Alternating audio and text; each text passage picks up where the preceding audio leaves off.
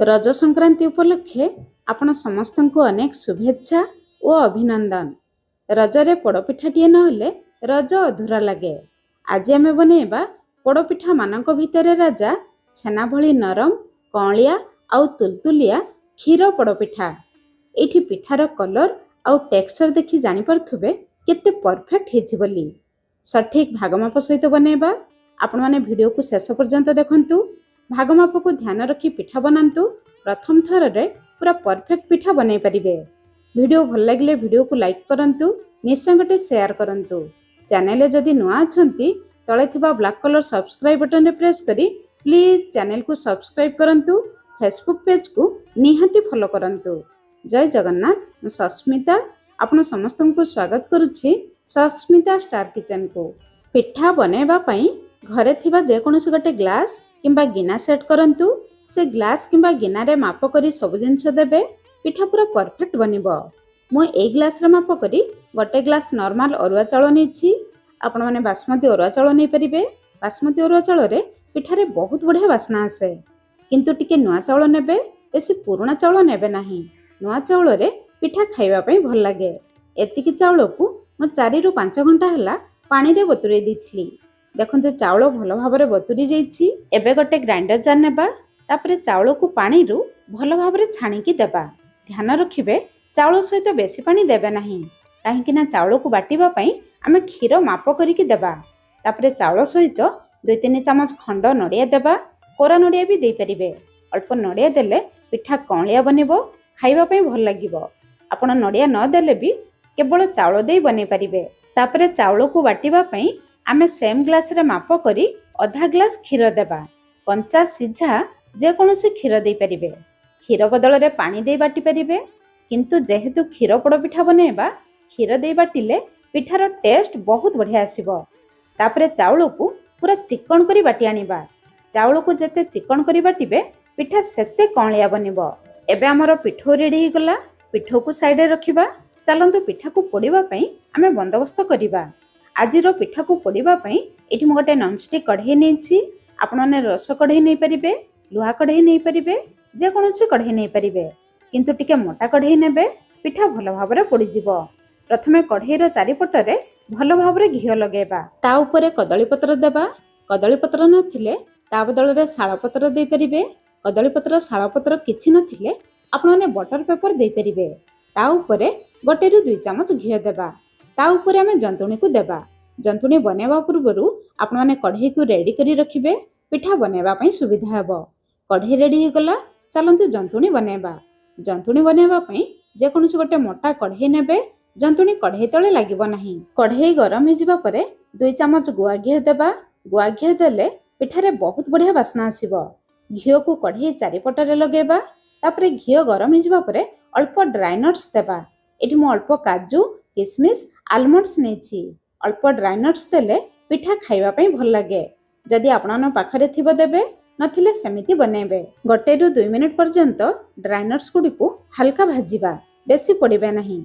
तापरे जेउ ग्लास रे माप करी आमे गटे ग्लास चाउल नेथिले, सेम ग्लास रे माप करी 4 ग्लास क्षीर देबा। एबे 4 ग्लास क्षीर देले प्रथमे आधा ग्लास क्षीर देई आमे चाउल को बाटी नेथिले। टोटल गटे ग्लास चाउल पई आमे 4.5 ग्लास क्षीर व्यवहार करले। ए भागमाप मने रखिबे।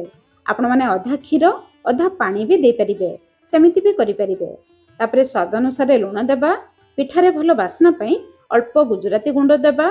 तापरे पिठारे मिठा पई सेम ग्लास रे माप करी 3/4 ग्लास चीनी देबा। ता माने गटे ग्लास रु टिके कम, आधा ग्लास रु टिके अधिक। एतिकी चीनी रे पिठा पूरा परफेक्ट मिठा हितिला। आपण माने चाहिले जेतिकी चाउल नै थिबे सेतिकी चीनी भी दे परिबे। गटे तेजपत्र देबा। अल्प खंड नडिया देबा। अल्प खंड नडिया देले पिठा खाइबा पई भल लागिबो। एबे गैस रो फ्लेम हाई रखिबा। क्षीर बहुत जल्दी फुटी जिवो। ता छडा चीनी भी क्षीर सहित मिसी जिवो। क्षीर थरे फुटी आसिले आमे गैस रो फ्लेम पूरा लो रखिबा। गटे हाथ रे बनैथिबा पिठोरु अल्प अल्प पिठो देबा। अन्य हाथ रे लगातार घांटीबा। एई स्टेज रे घांटीबा जमा भी छाड़िबे नाही। घांटीबा छाड़ी देले जंतुणी रे बिंडा आसी जिवो। प्रथम रु बिंडा आसी गले पिठा बनेबा पई असुविधा हबो। लगातार लो फ्लेम रे घांटी चलिबे। 4-5 मिनिट परे एठी देखंतु जंतुणी आग अपेक्षा टिके बहलिया हे गलानी। जंतुणी देखंतु पूरा स्मूथ अच्छी जंतुणी रे जमा भी बिंडा नहीं। प्रथम रु शेष पर्यंत आपण माने लो फ्लेम रे घांटीबे। घांटीबा छाड़ी देले जंतुणी कढ़ई तले लागि जिवो। 6-7 मिनिट परे एठी देखंतु जंतुणी पूरा बहलिया ही आसलानी। एबे आमे देथिबा तेजपत्र को बाहर करी आनिबा काहेकि ना तेजपत्र रो बासना जंतुणी भीतर को आसी जाईछि। मो 300 ग्राम रो चावल नेथिली। एतिके जंतुणी बनेबा पई मते टोटल 12 रु 14 मिनिट समय लागिछि। 14 मिनिट परे एठी देखंतु जंतुणी आम रेडी ही गलानी। जंतुणी को एतिके बहलिया रखिबे। बेसी काठुआ कले पिठा कौलिया हेबो नाही, टिके टाण बनिबो। जंतुणी हे जिबा परे देखिबे कढ़ई रे चारिपटरु छाड़ी आसीबो। एबे आम जंतुणी रेडी ही गला। बाहर करी आनिबा। सांगे सांग गरमा गरम जंतुणी को नहीं आमे रेडी करी रखिथिबा कढ़ई रे देबा। जंतुणी को बेसी ठंडा करिबे नाही, नहले पिठा पोड़िबा समय रे टिके असुविधा हबो। तापरे हाथ रे अल्प घी हाथ होई नहले अल्प पानी लगे पिठा को चारिपटरु आमे समान करिबा। पिठा ऊपर भल भाबरे समान करिबे। पिठा देखिबा पई भल लागिबो। तापरे पिठा ऊपर अल्प घी लगेबा। घी लगे पड़िले पिठारे बहुत बढ़िया बास्ना आसीबो। घी लगे सारिबा परे पिठा ऊपर गोटे कदली पत्र देबा। ऊपर कदली पत्र देले पिठा पोड़िबा समय जो बांफ बाहरिबो से बांफ पिठा भीतर को जीव नाही। तापरे लीड लगेबा। एबे आमे गैस ऊपर बसेबा। प्रथमे मीडियम फ्लेम रे 5 मिनिट पोड़िबा, जहा द्वारा पिठार तळपट जल्दी गरम हो जिवो।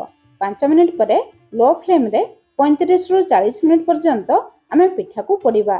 लीड रे जदि होल थिबो टिश्यू पेपर दे बंद करिवे। टोटल 40 मिनिट परे एठी मो पिठा को चेक करिवि।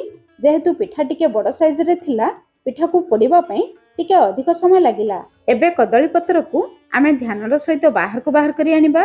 पिठा को चेक करिबा। पिठा देखंतु हाथ रे जमा भी लागु नाही। पिठार ऊपर अंश को छुईले टिके टाण लागिबो।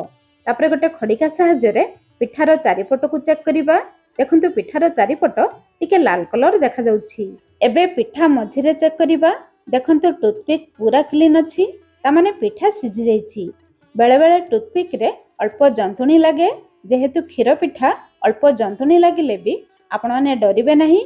बास समय को देखि पिठा को बाहर करी आनिबे। बाहर को आने अल्प ठंडा हेबा पई छाडिबा। केवल 5 रु 7 मिनिट आमे ठंडा हेबा पई छाडिबा। तापरे पिठार ऊपर अंश को आमे पोड़िबा। पिठार ऊपर अंश को पोड़िबा पई एठी म गोटे लुहा तावा नेछि। तावा ऊपर अल्प घी लगेबा। ता ऊपर अल्प कदली पत्र देबा। कदली पत्र ऊपर सेमिति अल्प घी लगेबा। घी लगे पड़िले पिठा भल भाबरे पोड़ी जाई थाए। आउ पिठारे बहुत बढ़िया बास्ना आसे। तापरे ए तावा को नै आमे कढ़ई ऊपर ओलटाई देबा।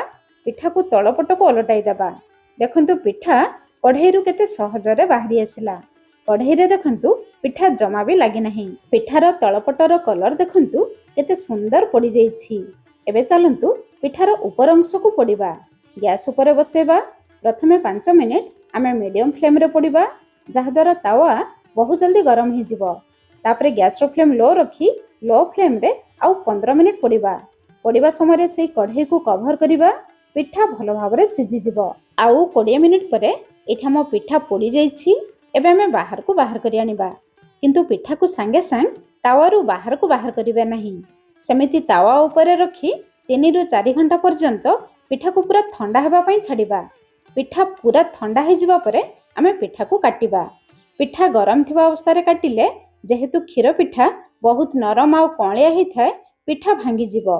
3-4 घंटा परे एठा मो पिठा खाइबा पई पूरा रेडी ही जाइछि। पिठार तळपटर पत्र बाहर कर देली। देखंतु तळपट केते सुंदर देखा जाउछि। एबे गोटे प्लेट नै आमे पिठा को ओलटाई देबा। पिठार ऊपर पटरे देथिबा पत्र को बाहर करिबा। देखंतु पिठार ऊपर अंश भी बहुत सुंदर पड़ी जाइछि। पोड़ पिठा दुईपट साइड रु एमिति पोड़ी गले खाइबा पई भल लागिबो। देखंतु पिठा हमर केते नरम कौलिया आउ तुलतुलिया हेछि। मो 300 ग्राम चावल रु ए पिठा को बनैथिली। पिठा को पोड़िबा पई मते टोटल 1 घंटा समय लागिला। आपण माने केते बड़ साइज रो पिठा बनाउछंती, केते मोटा कढ़ई रे बनाउछंती। गैस रो फ्लेम ऊपर समय टिके एपट सेपट लागिबो। वीडियो रे शेयर करथिबा सब टिप्स फॉलो करी आसुथुबा रजरे बनांतु। आउ केमिति लागिला निहाती मते कमेंट्स करी जणाइबे। ताहले आपणको कमेंट्स अपेक्षा रे आजि पई रहिली। पुणी देखाबा नया रेसिपी रे। धन्यवाद।